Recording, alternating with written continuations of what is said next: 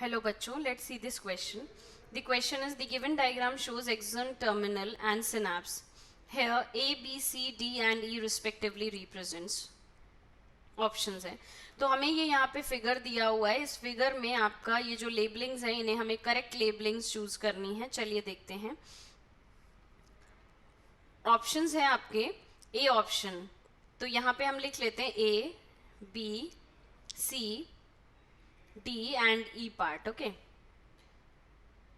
ए ये कह रहा है कि एक्सॉन टर्मिनल है. ठीक है, ये तो ठीक है. बी ये कह रहा है सिनेप्टिक क्लेफ्ट है. तो बी सिनेप्टिक क्लेफ्ट तो ये वाला पोर्शन होता है. ठीक है, तो ये आपका गलत हो गया. सी कह रहा है कि सिनेप्टिक वेसिकल है. नहीं, सिनेप्टिक वेसिकल एक्चुअली ये वाला पार्ट है. ठीक है, तो ये भी आपका गलत हो जाता है. नेक्स्ट आता है आपका D part, that is neurotransmitters. तो डी आपका जो है वो न्यूरोट्रांसमीटर्स है. नहीं, ये वाले चैनल्स की बात हो रही है, तो ये न्यूरोट्रांसमीटर तो नहीं है. और जो ई है वो आपका रिसेप्टर है. ई रिसेप्टर है, बिल्कुल नहीं, ये गलत है. तो आप देखिए ए ऑप्शन तो गलत हो जाता है. बी ऑप्शन, ए आपका एक्सॉन टर्मिनल है, बिल्कुल सही. बी आपका सिनेप्टिक वेसिकल है, ये सही दिया हुआ है. सी आपका सिनेप्टिक क्लेफ्ट है. Okay, this is also correct.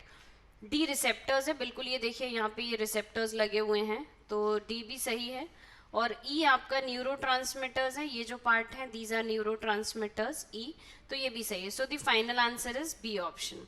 सी आपका ए सिनेप्टिक क्लेफ्ट है, ये स्टार्टिंग में ही गलत हो गया है, तो बाकी ऑप्शंस हम क्या देखें. D again synaptic cleft, so it is also not the answer, so the final answer is B option. Okay, best of luck.